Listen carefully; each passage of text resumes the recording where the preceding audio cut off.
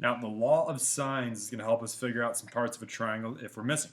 So, the law of sines for triangle ABC, this one off to the right here, the sine of angle A divided by the side length A, so one angle divided by its opposite side is equal to sine of angle B over the side length B, is equal to the sine of angle C over side length C. In other words, the sine of an angle and its opposite side, the ratio is proportional to another sine of an angle divided by its opposite side. This is going to be helpful to help us solve triangles, if we know either of the following. So if we know two angle measures in any side length, so it could be angle, angle, side, so where it's not, the side's not in between them, or it could be angle, side, angle, where we have two angles in the included side. Now the other situation, I don't know why 2 shows up there twice, but it's got, if we have two side lengths and a measure of an angle that's not in between them, we call that side-side angle, or SSA. Now SSA is one thing we often couldn't use in geometry, but now we actually kind of can. So what we're going to do here is we have a triangle here. We're asked to solve the triangle. By solve the triangle, it means find everything. Now in this case, we have an angle, and a side that's not in between them. So we're going to say that's an angle, angle, side. Now, the one way we can go through and solve this, we need to find all three sides and all three angles. Well, if we have two of the angles, we can use the third angles theorem to figure out the third one pretty quickly.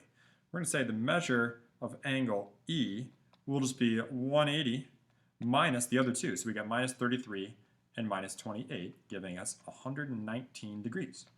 Well, that's going to make it a little easier. So we got 119 degrees there. So now to find side E and D, because we have all three angles now, to find side, let's do side E first. We're going to do the sine of angle E divided by side length E is equal to, well, we know side length F and angle F, so this is lowercase f. So we'll do the sine of angle F divided by side length F. Well, let's actually plug in those numbers. So we have sine of angle E, we just found was 119 degrees. We don't know side length E, that's what we're trying to find, is equal to the sine of angle F. Angle F, we got 28 degrees, divided by side length F, which is 15.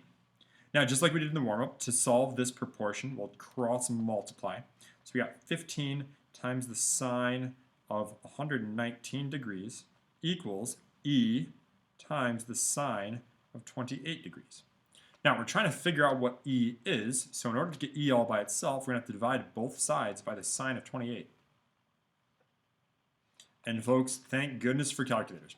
So we're going to type it in, and make sure if you're typing it into the calculator, you've got 15 times the sine of 119 divided that whole thing by 28. So either do 15 sine of 119 as one line and then type divide by sine 28, or do it in parentheses.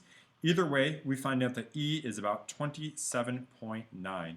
So let's add that to our image here. So we got 27.9. Now to find side length D, we're going to do the same thing. So we'll do the sine of angle D over side length D.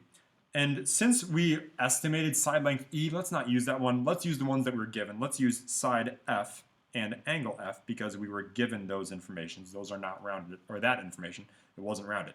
So plugging it in, angle D, we got sine of 33 degrees, divided by, still don't know side length D, that's what we're trying to find. And then the sine of angle F, well, we just did that one, that's 28 degrees, divided by side length F, which is 15. Same deal, cross multiply. So we got the 15 times the sine of 33 degrees equals D times the sine of 28 degrees. Divide both sides by the sine of 28, just like we did in the previous step. And we end up finding that we end up with D equals about 17.4. So we've found all three side lengths. We were given one of them, which is kind of nice. And we also have all three angles now.